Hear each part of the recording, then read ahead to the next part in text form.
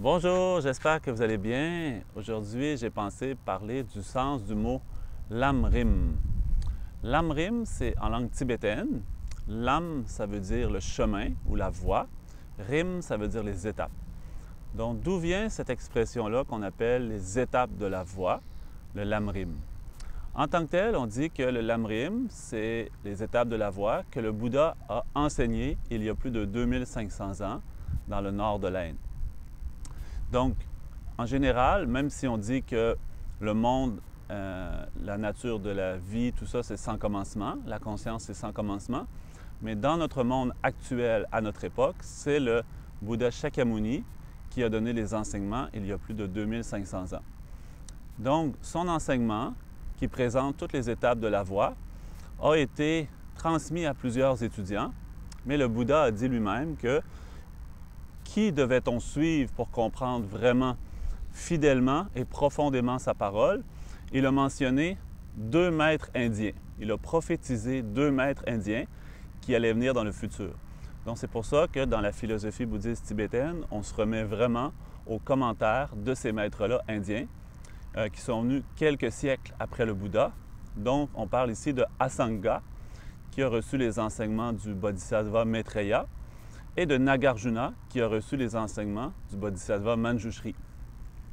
Donc, en tant que tel, le Bouddha a donné les enseignements sur la Prajna Paramita, donc la perfection de la sagesse.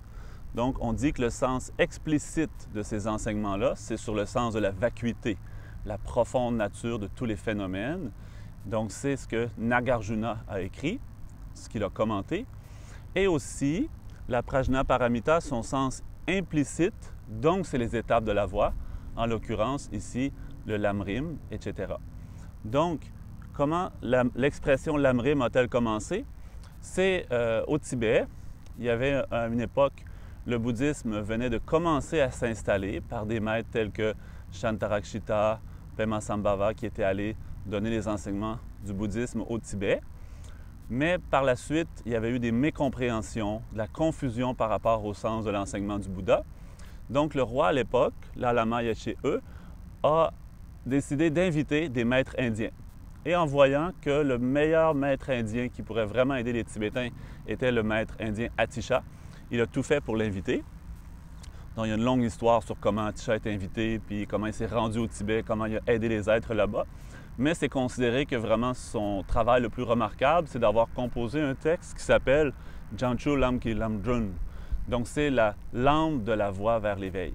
Donc en fait, ce qu'Atisha a fait, c'est que lui, ayant reçu les explications qui venaient à la fois du sens explicite de la Prajna Paramita, dont les enseignements de la lignée de Nagarjuna, puis aussi le sens implicite, dont les étapes de la voie, telles que comment développer la compassion, l'amour, etc., par la lignée de Asanga. Donc, il a réuni ces 2 lignées de la vue profonde et de la vaste pratique et il les a tous combinés dans sa pratique. Et donc, en l'occurrence, il a composé un texte très court pour que les Tibétains puissent avoir accès à l'enseignement complet du Bouddha, mais sous une forme condensée. Donc, ce texte-là, il illumine la noirceur de notre ignorance qui ne comprend pas la voie. Donc, on l'appelle la lampe de la voie vers l'éveil.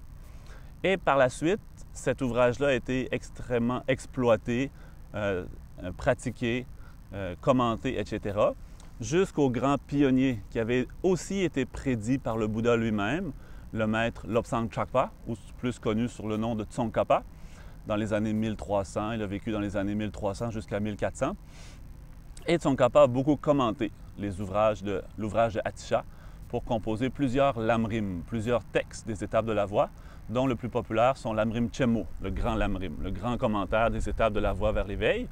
Puis par la suite, il y a eu un nombre considérable de maîtres tibétains qui ont commenté ces ouvrages-là. Donc aujourd'hui encore, dans la tradition tibétaine, c'est très, très, très populaire. Et donc c'est pour ça que aussi, comme ce texte-là résume toutes les paroles du Bouddha dans un ouvrage facile à mettre en pratique, plus facile à comprendre que tous les grands commentaires des enseignements du Bouddha, on dit qu'il y a 108 volumes des paroles du Bouddha, plus 200 et quelques commentaires des paroles du Bouddha. Dans les grands monastères tibétains, dans la même tradition que ce Saint Othil Dalai Lama, comme Ganden, Serai Drepung, Les moines étudient environ 20 ans pour comprendre en détail 5 grands traités, 5 grands sujets d'étude. Donc nous, par exemple, en Occident présentement, on ressemble un peu à la situation des Tibétains à l'époque. On commence à s'intéresser au bouddhisme, à la méditation, mais on a peu de sources de référence, on a peu été informés. Donc des ouvrages comme le Lamrim aident vraiment beaucoup à comprendre l'enseignement du Bouddha et à le mettre en pratique.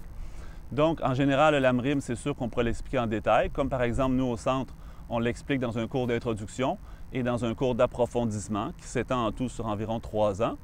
Mais vraiment, pour résumer le sens de ces explications-là, l'essence du Lamrim, c'est la pratique des 3 niveaux de pratique ou des 3 capacités qu'on appelle. La pratique de la voie de petite, de moyenne et de grande capacité. Donc, le sens ici de petite, moyenne, grande n'est pas péjoratif, c'est plutôt des étapes graduelles. Donc, au départ, on apprend comment trouver le bonheur temporaire. Par exemple, en réfléchissant sur la grande opportunité qu'on a maintenant d'avoir une vie humaine si précieuse, si rare, si extraordinaire. Ensuite, de réfléchir au sens de la vie, de l'impermanence, comment la vie est précieuse, mais qu'elle est tellement éphémère qu'elle ne dure pas un peu comme un éclair, une étoile filante, une bulle d'eau, etc. Donc, on apprend à méditer sur ces concepts-là, de la précieuseté humaine, de l'impermanence, etc. Ensuite, de chercher une vraie protection. Où on peut trouver une protection, c'est en nous-mêmes. Donc, comment on peut commencer à trouver cette protection-là? C'est en allant choisir les bonnes actions par le corps, la parole et l'esprit, ce qu'on appelle karma en langue sanskrite, les actions du corps, de la parole et de l'esprit. En ayant des actions positives, on se crée soi-même un bonheur positif pour cette vie. Et bien sûr que dans la philosophie bouddhiste, on croit qu'après cette vie-ci, encore une autre vie et notre conscience est donc sans commencement et sans fin. Et donc, en ayant connaissance du karma, comment il fonctionne, on est capable de se créer du bonheur aujourd'hui, cette année, cette vie et même pour nos prochaines vies. Donc, comme ça, c'est la pratique de petite capacité résumée. Et ensuite, on a la moyenne capacité qui est plus encore grande que la petite parce que on cherche à obtenir une vraie libération complète de toutes nos souffrances, telles que la souffrance de la maladie, de la vieillesse, de la mort, etc. Et bien sûr de nos perturbations mentales, telles que l'ignorance, la colère. Donc de devenir complètement indépendant et libre de ces souffrances qui nous affligent constamment, de jour en jour, d'année en année et de vie en vie, on appelle atteindre le nirvana, la libération du cycle de la souffrance. Et donc, on appelle cet état-là, nirvana, la pratique de l'objectif de la pratique de moyenne capacité. Mais le plus encore important, ce qui est la pratique principale de l'enseignement du Bouddha, l'enseignement du Mahayana, qui est fondé sur la pratique du Hinayana, qui est très importante aussi. Donc, la pratique du Mahayana, ou de la grande capacité, du grand véhicule, c'est de nous mener à l'éveil complet. Donc, de devenir un être complètement éveillé pour que nous, on soit libérés de nos problèmes, nos souffrances et nos voiles, notre ignorance, pour qu'on puisse aider mieux les autres. Donc, dans l'enseignement bouddhiste, devenir un Bouddha, devenir un être éveillé, c'est accessible à tout le monde et c'est ce qui nous permet d'accomplir notre propre bienfait et celui des autres aussi. Tant que nous, on est pris dans certaines formes d'ignorance ou de perturbation mentale, non seulement on ne peut pas accomplir notre propre bien-être, on peut encore moins accomplir celui des autres. C'est pour ça que dans la philosophie bouddhiste, on met l'accent vraiment sur le travail intérieur pour être mieux capable de nous-mêmes gérer nos émotions, comprendre notre propre esprit, trouver le bonheur et mieux aider les autres. Parce que tant qu'on est limité, on ne pourra non seulement pas faire le complet bien-être pour soi, ça va être encore plus difficile de faire celui pour les autres. Voilà, juste un petit résumé de qu'est-ce que c'est l'enseignement du Lamrim, mais il y a vraiment beaucoup d'enseignements, tels que comment méditer sur les 4 nobles vérités, comment se libérer de la souffrance, nos perturbations mentales, développer la compassion, l'amour, tolérance, sagesse. Tous ces enseignements-là sont expliqués. C'est en général tout l'enseignement du Bouddha, mais structuré pour qu'on puisse méditer étape par étape pour évoluer vers le bonheur. Donc, c'est le plus important si vraiment on s'intéresse à la philosophie bouddhiste, c'est comprendre les enseignements du Lamrim. Chanchu semcho rinpoche ma ke panam ke gyo che ke pa nyam pa me pa ya kone kontu pe wa sho